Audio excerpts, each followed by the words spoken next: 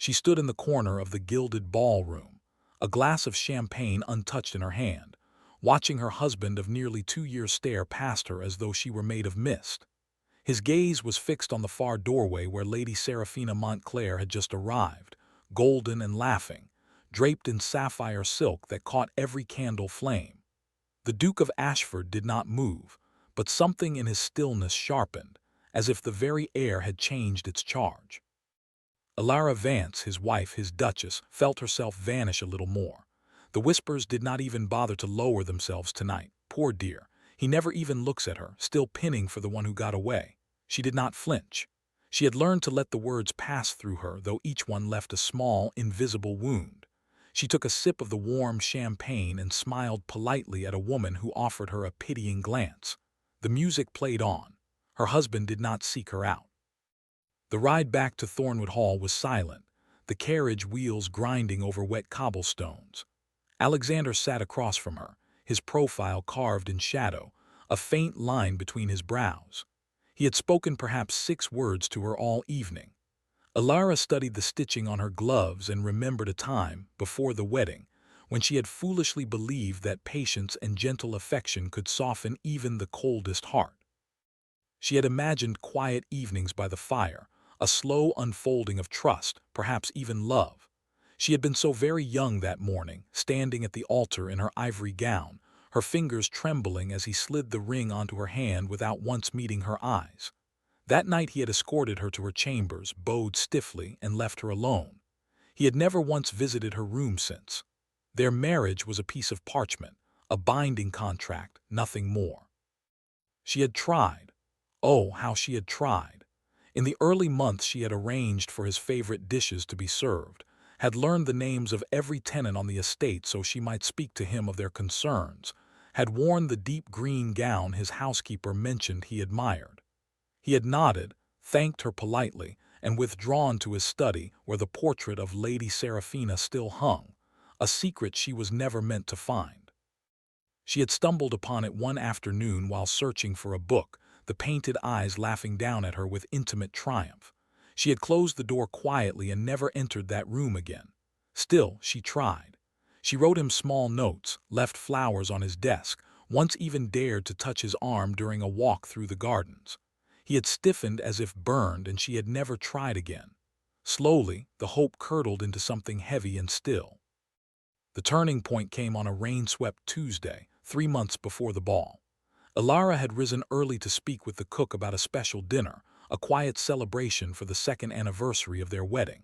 She had planned a meal of roasted pheasant, his favorite, and had even ordered a small almond cake, the kind his mother used to make. She dressed with care, choosing a soft lavender gown that brought color to her cheeks, and waited in the dining room as the candles burned low. The clock struck 8. Then 9. At 9:30 his valet appeared with a brief message. The Duke had been called away on estate business and would dine at the inn with his steward. He sent his apologies. Alara thanked the man, dismissed the servants, and sat alone at the long, polished table. The pheasant grew cold. The cake stood untouched. She did not cry. She simply felt the last ember of hope wink out, a quiet extinguishing that left no smoke, only a profound and settling silence. The next morning she stopped seeking him. Instead, she began to seek herself. She visited the tenant cottages on the eastern edge of the estate, places he rarely went.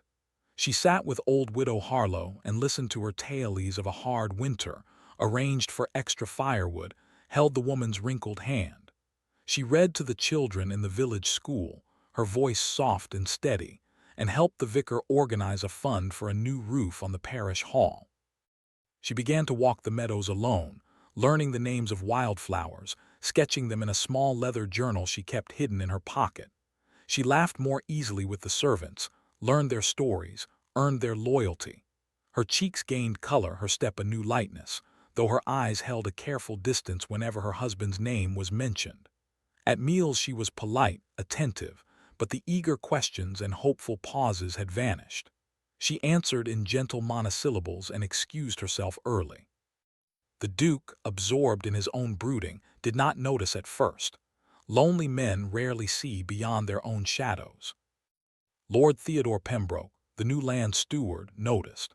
He was a younger son of a baron, kind-eyed and unhurried, with a gift for listening as if every word mattered. He had been hired 6 months past to manage the estate's ledgers and drainage projects, and he found himself frequently in the Duchess's company as she threw her energy into improving tenant conditions. He showed her maps of the flood-prone lower fields, asked her opinion on crop rotation, and treated her suggestions as wisdom. He never once mentioned the Duke's obvious neglect, but his quiet respect was a balm to her bruised spirit. They walked the lanes together, discussing books and the shapes of clouds, and his laughter was unforced and warm. The servants began to whisper again, but this time with gentle hope rather than pity. The Duchess was blooming, they said. The Duke still slept in his cold bed. Alexander Ashford first noticed the change on a crisp autumn afternoon. He had returned early from a business trip, his mind tangled with the familiar ache of a past he could not bury, and walked into the garden expecting the usual solitude. Instead, he found his wife on a stone bench beneath the old oak, her head bent close to Pembroke. A sketchbook opened between them. She was laughing at something the steward said, her face alight with an ease he had never seen directed at him. A sharp, unfamiliar sensation twisted in his chest, hot and then cold. He stood frozen at the hedge-line, watching her tuck a strand of hair behind her ear, watching Pembroke smile at her with unmistakable admiration. She looked up and saw him. The laughter faded instantly. Her expression shuddered into polite blankness. She rose, curtsied, and murmured, "Good afternoon, Your Grace. I trust your journey was pleasant. Your Grace, not Alexander, never Alexander." He nodded stiffly, and she turned back to Pembroke as if he were merely a passing cloud. The dismissal burned. That evening he found himself packing the library, the portrait of Seraphina suddenly feeling less like a comfort and more like an accusation. He had married Alara out of duty. A coerced arrangement his mother had pushed through by threatening to reveal a family scandal that would have ruined his younger sister's prospects. He had resented the pressure, resented the binding chains of a marriage he had not chosen, and in his resentment he had built a fortress of cold courtesy around himself. He had assumed his quiet, graceful wife would simply accept her gilded cage. He had never imagined she might one day stop knocking on the walls. Now the silence was deafening. He began to watch her with a new, uneasy attention. He noticed the way the servants brightened when she entered a room. He noticed the small, thoughtful gifts she left for the housemaid's sick mother, the way the children in the village ran to her skirts. He noticed, too, how she never lingered when he was near, how her smiles never reached him. She was warm to everyone but him. And Pembroke was always somewhere at the edge of her warmth. Jealousy crept in like a slow, toxic vine. It was not a dramatic, roaring beast, but a quiet gnawing that woke him at night. He would see her walking with the steward, their silhouettes companionable against the sunset, and he would feel an irrational urge to stride between them and demand she look at him with even a fraction of that ease. He began to find reasons to be where she was. He asked her opinion on the new greenhouse, a project he had ignored for years. She answered politely, efficiently, and then excused herself to visit the parson's wife. No lingering, no invitation. He once came upon her in the music room, her fingers drifting absently over the pianoforte keys, and remembered that she had played beautifully in the first weeks of their marriage, hoping he might listen. He had never stayed. Now she stopped the moment he entered, as if the music was not for him. The regret tasted of ash. The first public humiliation that struck him like a blade occurred at a dinner party hosted by his sister, Lady Margaret. The table was crowded with county families, and Alara was seated at the far end, far from him, placed there by his sister who still considered the Duchess an unwelcome intruder. Alexander watched as Lady Margaret made a pointed comment about the unfortunate necessity of certain marriages, her gaze flicking to Alara. Several guests tittered. His wife's cheeks flushed faintly, but she held her composure with a quiet dignity that silenced the table more effectively than a sharp retort. Then Lord Pembroke, seated nearby, smoothly turned the conversation, praising the Duchess's charitable work and intelligence. He spoke with such genuine admiration that the room's attention shifted to respect. Alexander felt a hot rush of something, shame, possessiveness, longing, as he saw Alara's eyes lift gratefully to the steward. She had never looked at him like that. He had never given her reason to. That night, unable to sleep, he found himself outside her door. He had never once crossed that threshold. He raised his hand to knock, then lowered it. What could he possibly say? That he had noticed her absence, that the emptiness of the house felt suddenly unbearable, that he had begun to dream of her voice and woke reaching for a ghost. He was a coward. He walked back to his cold chambers, and the distance between them stretched wider than the hallway. The second unexpected reveal came through a dusty solicitor's letter, discovered purely by chance. While searching for a land deed in his study, Alexander knocked over a stack of old correspondence belonging to his late father. Among the papers was a sealed letter addressed to him, dated the week before his wedding. It was from Serafina. His hands trembled as he broke the wax. The words were not what he expected. She wrote that she was leaving England, that she had never loved him, that she had used his affection to mask her own desperation for a wealthy match, and that her family had pressured her to secure a richer duke.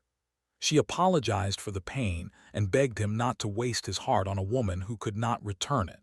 She had chosen a marquis with a larger fortune. The letter had been hidden, he realized, by his mother, who had wanted him to believe Serafina was the lost love of his life, so that his bitterness would keep him from growing close to Alara. His mother had feared that if he loved his wife, he would expose the family's secrets to her. The manipulation was staggering. He had spent 2 years mourning a phantom, nursing a wound that was built on a lie, and in doing so he had starved the woman who had truly waited for him. The guilt was a physical weight, crushing his chest.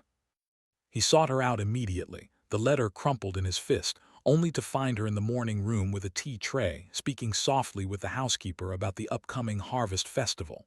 Her composure was serene, her hand steady. He stood in the doorway, breathing hard, and she looked up with quiet inquiry. "Is something wrong, Your Grace?"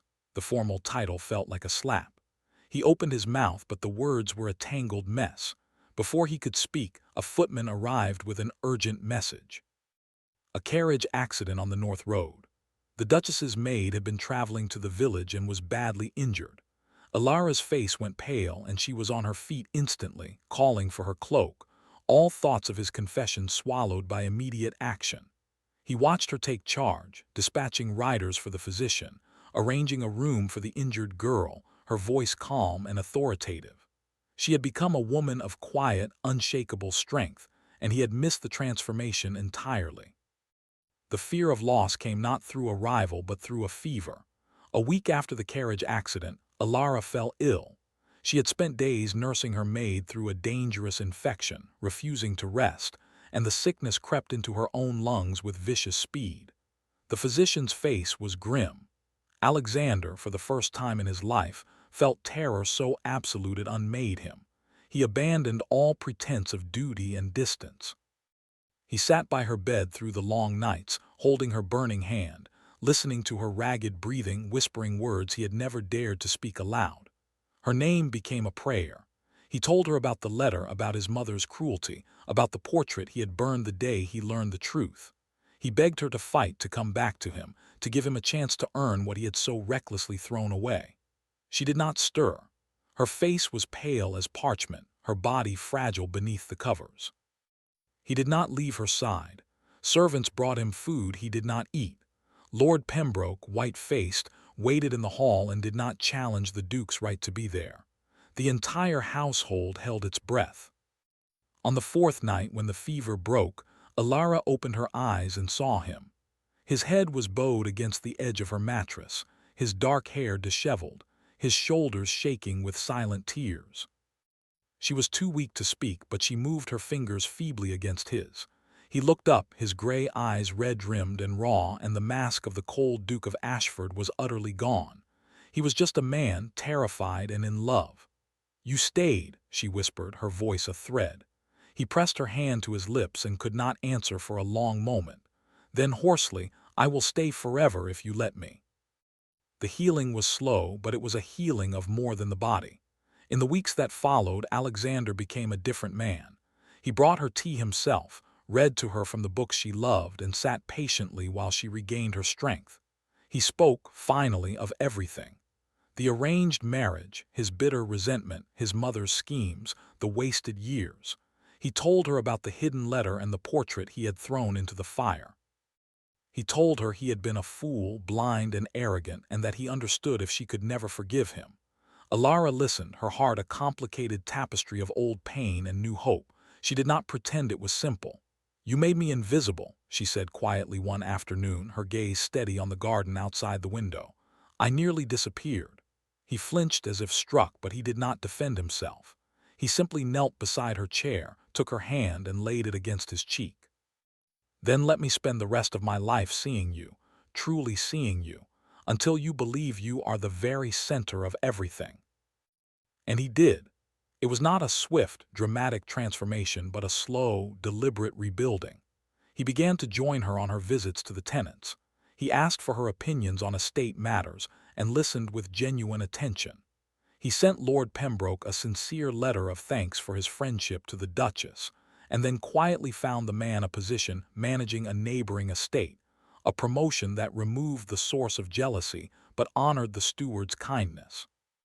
He had a new greenhouse built for her, filled with the wildflowers she loved. He learned to make her laugh, a soft, surprised sound that became his greatest reward. She saw the effort, the humility, in her heart, which she had so carefully guarded, began to open once more, petal by cautious petal. One summer evening, a year after her recovery, they walked together to the old oak tree where he had once seen her laughing with Pembroke. The sky was a wash of rose and gold. Alexander stopped and drew a small velvet box from his coat. Inside was a ring of woven silver and pearl, not a grand ducal jewel but something delicate and personal. "I never gave you a proper courtship," he said, his voice thick. "I never gave you a choice. I want to ask you now, Alara, if you will be my wife not out of duty but because you choose to be. Will you let me love you as I should have from the start?" She looked at the ring, then at his face, the face of a man who had learned the weight of regret and the courage of vulnerability. She thought of the pain, the loneliness, the long journey from invisible to seen. She thought of hope, stubborn and reborn. She nodded, tears spilling over, and when he slid the ring onto her finger, she whispered, "I choose you, Alexander. I choose us." He pulled her into his arms and held her as the light faded, and the house behind them glowed with the warmth of a home finally filled with love. The invisible Duchess had vanished long ago.